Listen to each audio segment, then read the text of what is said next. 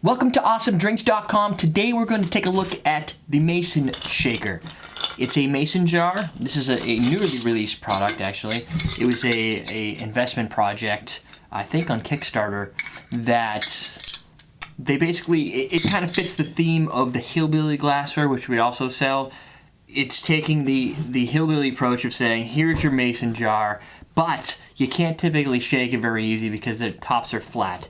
So they've developed this, of course, a strainer system with a cap, and then you have your standard strainer or locking mechanism that you'd use. And it's sold as a set. Everything comes with this right here, and it's really a very basic shaking mechanism. So I'm going to use some orange juice because we're not doing any crazy drinking right now, and it holds a lot of fluid. So you can use this to make more complex cocktails that just require lots of juices, where a Boston Shaker sometimes can get just over full and you end up either putting in a pitcher and stirring or doing this crazy shake and you make a mess everywhere and it gets all bad and people laugh at you. This is, well, milliliters. It goes up to, I think those numbers are 800 milliliter, 24 ounces to here, right? So you could go above that. So it's gonna hold a lot. Basically, it's pretty intense. Put the top on, give it a little bit of shake.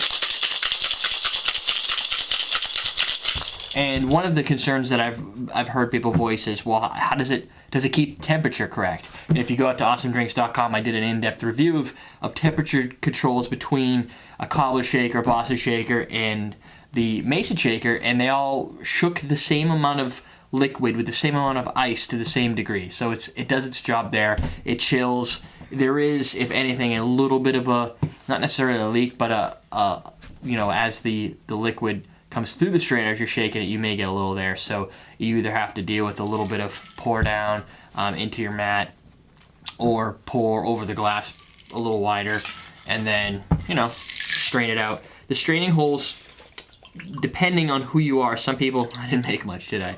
Some people like a slower strain, some people like a faster strain. This is somewhere in the middle, depending on the fluid. The more you make, the faster it strains, just from the pressure or gravity or something physics-wise, whatever. So that's really the basics behind the Mason Shaker.